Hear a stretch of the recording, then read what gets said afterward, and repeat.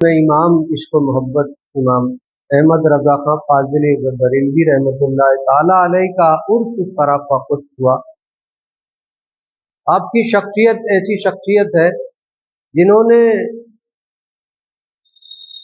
اللہ کے رسول کے عشق کو تمام دنیا کے سامنے اجاگر کر دیا اور بتا دیا کہ عشق سرکار مصطفیٰ صلی اللہ تعالی وسلم کی محبت دین کی جان ہے اور ایمان کی پہچان ہے۔ 1857 کی جو پہلی جنگ آزادی مسلمان ہار چکے تھے، اس سے پہلے کوئی عالموں میں اختلاف نہ تھا، سب نے متفق ہو کر کے فتوے دیے تھے، کوئی اختلاف نہیں تھا۔ جب دیکھ لیا انگریزوں نے کہ مسلمان جو عالم ہے یہ اتفاق رکھتے، جدھر کو یہ اگر کہہ دیں گے تو ادھر کو پوری جنتا سب کے سب پیچھے پیچھے، انہوں نے دیکھ لیا تھا تجربہ اس کا، تو انہوں نے یہ تفرقہ بازی انگریزوں نے شروع کی اور اپنے مطلب کے عالم خرید لیے پیسوں سے، اور ان سے اپنے مطلب کی بات لکھوا کر کے جب کتابیں شائع ہوئیں جیسے کہ تقویت الایمان، تو اس کی عبارتیں اتنی سخت تھیں کہ شان رسالت میں جو ہے بہت ہی زیادہ اللہ کے رسول کی شان میں گستاخیاں تھیں۔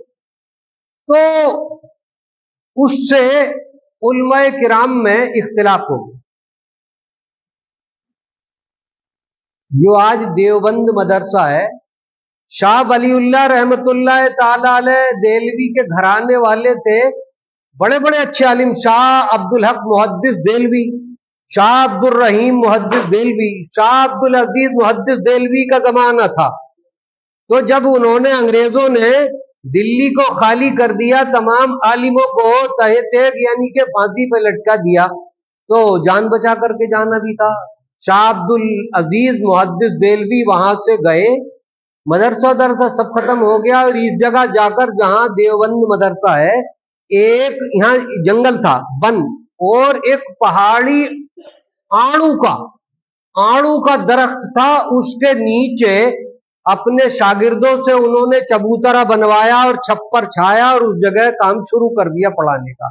یہاں شاہ عبد العزیز محدث دہلوی نے تعلیمی سلسلہ شروع کیا تھا 1857 کے بعد، پھر وہ بڑھتے آج جو ہے اتنی بڑی یونیورسٹی ہے، آپ جانتے ہیں کہ دنیا میں اس کا نام، مگر وہ اس وقت تو ایسا کچھ نہیں تھا۔ اس کے بعد میں علماء کرام میں اختلاف ہوا، اور وہ سوچی سمجھی انگریزوں کی سازش تھی اور وہ کامیاب ہو گئی کہ ان مسلمانوں کے دلوں سے عشق رسول کھینچ لو۔ جب یہ عشق رسول ان کے دلوں میں نہیں رہے گا تو پھر ایمان کی چاشنی بھی نہیں رہے گی، اور یہ اتنے لڑنے کے لائق نہیں رہے، اور وہ اس میں کامیاب ہوئے۔ ایسی باتیں لکھی گئیں، ایسی عبارتیں لکھی گئی جس میں کہ شان رسالت میں گستاخی تھی، علماء کرام برہم ہوئے اور بڑی بڑی تقریریں ہوئیں، اور عوام کے اندر اختلاف ہو گیا مسلمانوں کے اندر۔ وہاں سے لے کر کے یہ جتنے بھی فرقے، چاہے وہ قادیانی فرقہ پنجاب سے قادیان قصبے سے مرزا غلام احمد قادیانی نے شروع کیا، اور ابو العلا مودودی صاحب تھے، انہوں نے مودودی فرقہ شروع کیا، اور جو ہے یہ محمد بن عبد الوہاب نجدی کی کتاب کا کتاب التوحید عربی کی کتاب تھی، اس کا تقویت الایمان نام سے ترجمہ کیا۔ یہاں کے تھے مولوی اسماعیل دہلوی اور مولوی احمد شہید بریلوی، انہوں نے جو ہے اس کا تقویت النام سے ترجمہ کیا، اور یہاں سے اختلافات مسلمانوں میں شروع ہو گئے۔ وہ ایک جگہ آج تک جمع نہیں ہوئے، اس وقت سے لے کر کے ایک پر ایک جھنڈے کے نیچے مسلمان جمع نہیں ہوئے۔ تو عشق رسول جب جاتا ہوا دیکھا، 1858 جون کے مہینے میں بریلی میں امام احمد رضا خان ایک جمیندار گھرانے میں پیدا ہوئے، دیندار گھرانہ تھا، دادا بھی عالم تھے اور بابا بھی عالم تھے۔ انہوں نے اپنے بیٹے کو علم دینی یعنی عالم ہونے کی تعلیم شروع کرائی۔ بچہ ایسا ہونہار تھا کہ 4 سال میں की उम्र थी जब मदरसे में दाखिल हुए पढ़ने के लिए, और 4.5 साल की उम्र में कुरान पाक नाजरा कर लिया, 6 महीने में पढ़ लिया। उसके बाद में फिर अरबी, उर्दू और फारसी की तालीम शुरू हुई। 10 साल के अंदर अंदर आप एक बेहतरीन आलिम फाजिल बन गए। 14 साल की उम्र थी कि आपने फतवा नवीसी का काम शुरू कर दिया, किताबें लिखने का काम शुरू कर दिया। 49 साल तक आप इन फराइजों को अंजाम देते रहे। सुबह के वक्त में दर्स देते कुरान और हदीस का तलबा को, और उससे फारिग होने के बाद में फिर दोपहर से शाम तक फतवा नवीसी का काम करते, और शाम को रात में जो है किताबें लिखने का काम करते। यानी अल्लाह के रसूल की शान जाहिर करने के लिए कि अल्लाह के रसूल की शान क्या है, बताने के लिए लोगों को जिस जमाने में जिस चीज की जरूरत थी उलमा ने उसी तरफ कलम चलाया। जब बादशाह अकबर ने दीन इलाही चलाया था तो उस वक्त तौहीद पर, अल्लाह की तौहीद पर वार हो रहा था। बड़े बड़े उस वक्त के उलमा अकबर बादशाह के उस दीन इलाही से खौफ खा गए और खामोश हो गए। मगर अल्लाह तबारक व तआला ने सरहंद शरीफ जो पंजाब में है, वहां के मुजद्दिद अली थानी, उनका नाम भी शेख अहमद सरहंदी था। तो शेख अहमद सरहंदी को अल्लाह तबारक व तआला ने अकबर के खिलाफ खड़ा कर दिया, और उन्होंने तौहीद पर, अल्लाह की वहदानियत पर इतना लिखा कि तमाम उसका वो दीन इलाही खत्म हो गया। अकबर को तौबा करनी पड़ी, तो अकबर को अपने उस गलत अकीदे से तौबा करनी पड़ी। तो उन्होंने जो है उस वक्त जरूरत थी वहदानियत की, तो वहदानियत पर लिखा। मगर जब शान रिसालत में गुस्ताखियां हुई तो फिर इमाम अहमद रजा खां फाजिल बरेलवी ने इश्क रसूल की बातें लिखी। इश्क रसूल की वो किताबों में, मतलब नसर में भी और नज़म में भी, नातगोई में भी हदायत बख्शिश आपकी, मतलब फारसी कलाम भी है, उर्दू कलाम भी है, और नसर में भी आपकी ऐसी किताबें हैं जिनसे के कुरान और हदीस के मुदल्लल दलाइल के साथ में अल्लाह के रसूल की शान जाहिर होती। और फिर ये किताबें लिखने के साथ साथ उन्होंने अपने अमल से भी एक एक सुन्नत को अदा करके लोगों के सामने बता दिया कि सुन्नत रसूल ये होती है। कोई भी, आपने कैसा ही मौसम हुआ, गर्मी का मौसम भी होता है, हम भी अमामा उतार देते हैं, मगर आपने कोई भी नमाज बगैर अमामे के पढ़ाई ही नहीं।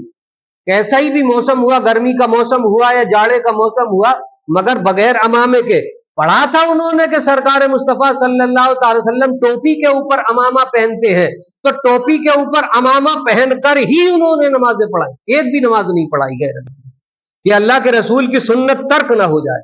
ये अल्लाह के रसूल से इश्क था, इश्क रसूल। और एक एक सुन्नत को ढूंढ ढूंढ करके कि सरकार किस तरह बैठा करते थे, सरकार किस तरह खाना खाया करते थे, सब्जी कौन सी पसंद थी। एक हदीस पाक में पढ़ लिया कि आपको लौकी पसंद थी, सरकार मुस्तफा सल्लल्लाहु अलैहि वसल्लम को लौकी की सब्जी पसंद थी। तो कोई वक्त ऐसा नहीं था, हालांकि जमींदार घराने के थे, मालदार थे, कई कई सब्जियां भी बनती थी, मगर लौकी जरूर हुआ करती थी, इसलिए कि सरकार की महबूब ग़िज़ा है। तो ये इश्क रसूल था।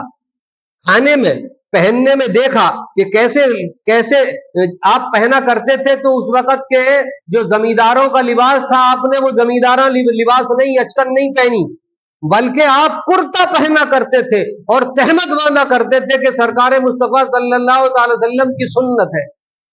लिबास में सरकार की सुन्नत, खाने में, आने में, जाने में, गुफ्तगू में, किरदार में और मार्फत में, तमाम चीजों में सुन्नत का इतना एहतिमाम किया, इतना एहतिमाम, कोई ठिकाना नहीं। वही आज तक 107 साल उनके पर्दा यानी कि इंतकाल हुए, दुनिया से जाने को 107 साल का अरसा गुजर गया, मगर आज भी उनकी तहरीरों से इश्क रसूल झलकता है, इश्क रसूल झलकता है। सुबह तैबा में हुई बटता है बाड़ा नूर का, सदका लेने नूर का آیا ہے تارا نور کا، میں گدا تو بادشاہ، بھر دے پیالہ نور کا، نور دن دونا تیرا، دے ڈال صدقہ نور کا، نور دن دونا تیرا، دے ڈال صدقہ نور کا، اور تیری نسل پاک میں ہے بچہ بچہ نور کا، تو ہے عین نور تیرا سب گھرانہ نور کا۔ سرکار مصطفیٰ صلی اللہ تعالی علیہ وسلم کی تعریف میں جب یہ نورانی قصیدہ کہا، کہتے چلے گئے تمام بہت شعر کہے اس میں، اور بتا دیا کہ سرکار تمہاری وہ بارگاہ ہے، تمہارا دربار وہ دربار ہے کہ جو کوئی بھی اس دربار میں آ جاتا ہے وہ خالی ہاتھ نہیں جاتا، بلکہ تمہارے نور کی جھلک یا پر تو پا کر کے جاتا ہے، وہ بھی نورانی ہو جاتا ہے۔ اور حقیقت بھی یہی ہے، جو کوئی سرکار سے لگ گیا وہ نورانی ہو گیا، اس نور مجسم سے نور تمام دنیا میں آج تک پھیلا، قیامت تک پھیلتا رہے گا۔ حضرت صدیق اکبر ان سے لگے تو صدیق اکبر نور والے ہو گئے، حضرت فاروق اعظم آئے تو وہ بھی نور والے ہو گئے، حضرت عثمان غنی آئے نور والے ہو گئے، حضرت مولا علی آئے، حضرت مولا علی آئے، اور انہوں نے جب سرکار سے محبت کا اظہار کیا تو اللہ کے رسول نے ارشاد فرمایا، اے علی اگر ہم کچھ تمہیں عنایت کریں تو کیا کرو گے؟ انہوں نے کہا سرکار سینے میں چھپا لوں گا، اسے سینے میں چھپا لوں گا۔ تو سرکار مصطفیٰ صلی اللہ تعالی علیہ وسلم ایک پردے میں لے گئے اور حضرت مولا علی کو اپنے سامنے بٹھایا، آنکھوں سے آنکھوں میں، آنکھوں سے آنکھوں سے، اور آنکھوں میں نور اتار دیا، آنکھوں میں نور اتار دیا، ایسا نور اتارا کہ وہ دل میں اتار کر کے قلب نورانی ہو گیا۔ بیٹھے زمین پر اور عرش اعلیٰ کو دیکھ رہے ہیں۔ حضرت مولا علی کا علم کیسا علم تھا کہ کوئی بھی مسئلہ حضرت مولا علی کی بارگاہ سے پھر کر واپس نہیں گیا۔ حضرت امیر معاویہ سے اختلاف ہو گیا، یہاں تک کہ جنگ صفین ہوئی، حضرت مولا علی حضرت امیر معاویہ کے درمیان جنگ صفین ہوئی، 8 دن تک چلتی رہی، اور جو ہے حکومت کے بھی اختلاف تھے، مگر جب کبھی مسئلے کی ضرورت آتی تو پھر حضرت مولا علی کے پاس حضرت امیر معاویہ اپنا وہ مسئلہ بھیجا کرتے تھے۔ تو کبھی انہوں نے یہ نہیں کہا کہ میں تمہارا مسئلے کا جواب نہیں دوں گا، بلکہ فٹافٹ یعنی فوراً ہی ہر ایک مسئلے کا جواب دے دیا کرتے تھے۔ پوچھا ایک مرتبہ حضرت مولا علی سے، اے علی تمہاری کوئی خواہش رہ گئی؟ تو آپ نے ارشاد فرمایا، ہاں 2 خواہشیں رہ گئی کہ جتنا مجھے اللہ کے رسول نے علم دیا تھا اتنا مجھ سے کسی نے پوچھا نہیں، اور جتنا مجھے اللہ کے رسول نے سخی بنایا تھا اتنا مجھ سے کسی نے مانگا نہیں، یہ میری خواہش ہے۔ یہ سرکار مصطفیٰ صلی اللہ تعالی وسلم کے نور کی فیض کی بات ہے۔ حضرت غوث اعظم کو سرکار کا وہ نور ملا تو وہ غوث اعظم بن گئے۔ خواجہ غریب نواز کو جب سرکار کا وہ نور ملا تو وہ آپ سلطان الہند بن گئے۔ مخدوم پاک علاء الدین صابر کلیانی کو وہ نور ملا تو وہ مخدوم پاک بن گئے، مخدوم سمنہ بن گئے، کوئی محبوب الہی بن گئے۔ تو یہ سرکار مصطفیٰ صلی اللہ تعالی وسلم سے عشق کہ جس کسی نے بھی عشق کیا اس کا سینہ نورانی ہو گیا کہ میں گدا، گدا مانے مانگنے والا، میں گدا تو بادشاہ، بھر دے پیالہ نور کا، نور دن دونا تیرا، دے ڈال صدقہ نور کا۔ نور ایسی چیز نہیں ہوتا کہ اس کے دینے سے کوئی کم ہو جائے۔ نور کیا ہوتا ہے؟ روشنی۔ اگر ایک چراغ جل رہا ہے، اس چراغ سے دوسرے چراغ کو، تیسرے کو، چوتھے کو 1000 2000 4000 چراغ جلا لے، پہلے چراغ کی روشنی کم نہیں ہوتی، پہلے چراغ کی روشنی کم نہیں ہوتی کہ نور دن دونا تیرا، دے ڈال صدقہ نور کا۔ نعت گوئی اور لوگوں نے بھی کی، ہزاروں سال سے لکھی جا رہی ہیں، ہم بھی لکھتے ہیں اور بھی لکھتے ہیں، تو وہ یہی لکھتے ہیں کہ اللہ کے رسول میرا دل تڑپ رہا ہے, میرا جل رہا ہے سینہ, کہ دوا وہیں ملے گی, مجھے لے چلو مدینہ. تو اس میں اپنی تڑپ ظاہر ہے کہ میرے دل میں عشق کی آگ جل رہی ہے, اپنی تڑپ. تمام شعراء نے اپنی باتیں کہی کہ میری آنکھیں تمہارے گنبد کو دیکھنے کے لیے ترس رہی ہیں, آپ کی یاد میں میں بے قرار ہوں, میں چاہتا ہوں آپ کے در کی حاضری ہو. اس طریقے سے اپنی باتوں کا اظہار کیا, اپنے درد کا اظہار کیا, اپنے شوق کا اظہار کیا. مگر جب اعلی حضرت نے امام احمد رضا خان فاضل بریلوی نے نعت کہی تو پھر کہا سرکار کی تعریف میں کوئی لفظ بھی نہیں کہا, بلکہ عاجزی ظاہر کی, اور لفظ کیا کہا کہ سرور کہوں کہ مالک و مولا کہوں تجھے. اے اللہ کے رسول, سرور مانے بادشاہ کہوں یا مالک و مولا کہوں تجھے, گلزار خلق کا گلے زیبا کہوں تجھے, گلزار خلق کا گلے زیبا کہوں تجھے. لیکن رضا نے ختم سخن اس پہ کر دیا, خالق کا بندہ, خالق کا بندہ خلق کا آقا کہوں تجھے.